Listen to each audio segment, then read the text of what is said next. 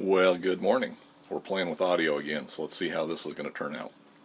So, where we're at with our little sand fluffer here is I've taken my little cartridges and I've got them tacked in place, top and bottom. I've got both the upper and lower mounts at least functional here, and we've got pretty good alignment, I think. So I think we've got real good alignment. So what I've done, I was going to drill these and bolt them in place so I could remove them to assemble this and disassemble it if I needed to and everything. I don't think that's necessary. So I've got everything clamped up the way I think it's supposed to be. I'm going to go ahead and put some substantial tack welds, top and bottom, on these to lock them in place. Now, once that's done, we'll reassemble it, and I've got to build my washers yet here. I've got to cut my keys to go in this section here. And but we're getting down to the wire on this. I think we're getting pretty close now to be able to move on to the little slinger down here.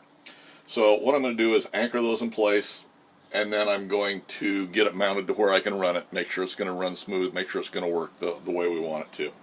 After I get that done, I'm going to go ahead, pull the bearings and everything out, and probably sandblast this stuff off. Now this bottom mount, I'm going to skeletonize it an awful lot because I think I want to clear as much area as I can for that sand to flow down past it. So I decided I'm going to make a couple little patterns up. We'll do a couple of castings, and I'm going to do a cap that goes down here, two little castings.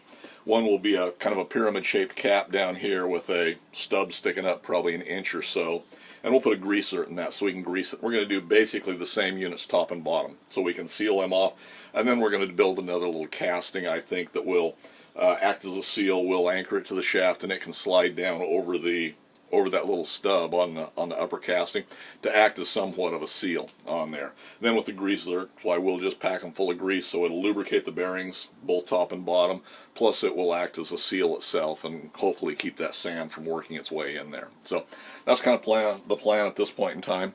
So I'm going to go ahead and take this in. We'll fire up the TIG welder and I'll weld it up, and then we'll come up with some washers, see if we can't get this set up and locked in place, and we'll run it and see how well it's going to go.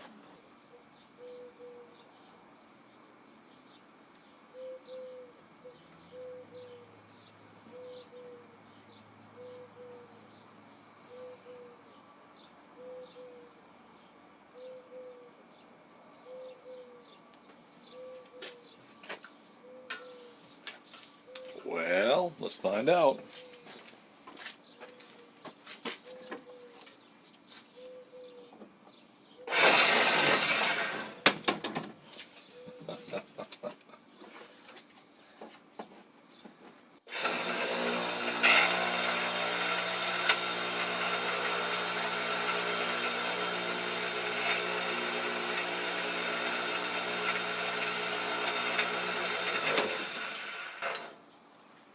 And there we go.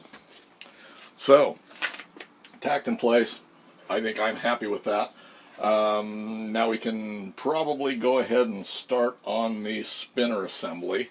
Yeah, we'll probably disassemble it again and go ahead and start on our spinner.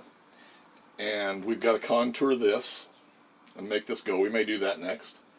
But anyway, I'm happy with that so far. Well, slight modification here for our little fluffer. So I had this all built, of course you saw that, had it mounted down here and everything.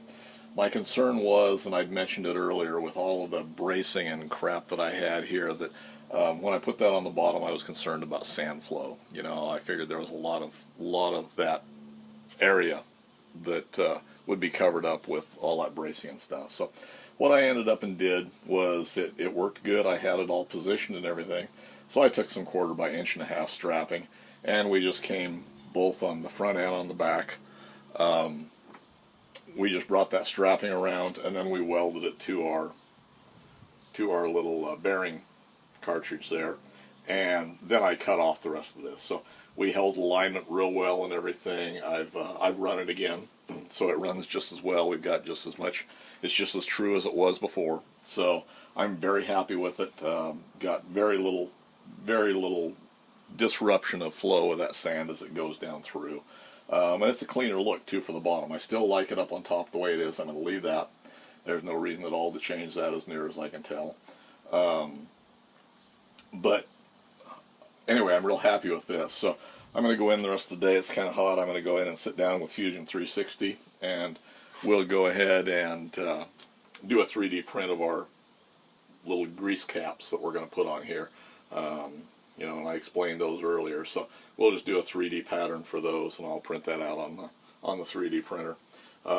Same way, we'll do a little cap on the bottom. We've got too many threads sticking out the bottom, but we'll just shorten that up when we get to that point. Otherwise, the housing portion is done, other than to drill a few holes, clean it up, and do that. I've got a little more welding to do, you know, final welding stuff, but I'm not getting too concerned about that yet. I'm real happy with it so far. This is going to mount in this area someplace. We'll build our slinger next to go down here, and that will be the next thing we do. Then we'll go ahead and figure out where we want to mount our housing like this.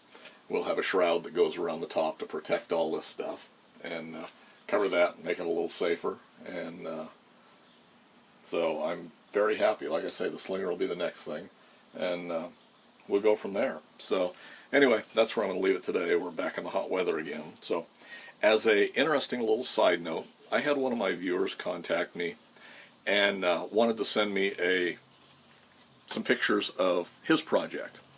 And it's a gentleman over in the UK, and he sent me a link to a little video that he'd shot, and it is a little half-scale traction engine, steam traction engine, and beautiful piece of work. You know, he said it took him a little more than 6 years to build, and you know, an excellent piece of craftsmanship. And I actually emailed him back and asked him if I could share that video with you, and I haven't heard back from him yet, but I'm hopeful that he'll allow me to do that. It's just a little 1-minute video of this engine running, and I'm actually very honored that he would share that project with me. You know, the craftsmanship on it looks beautiful. I know virtually nothing about traction engines.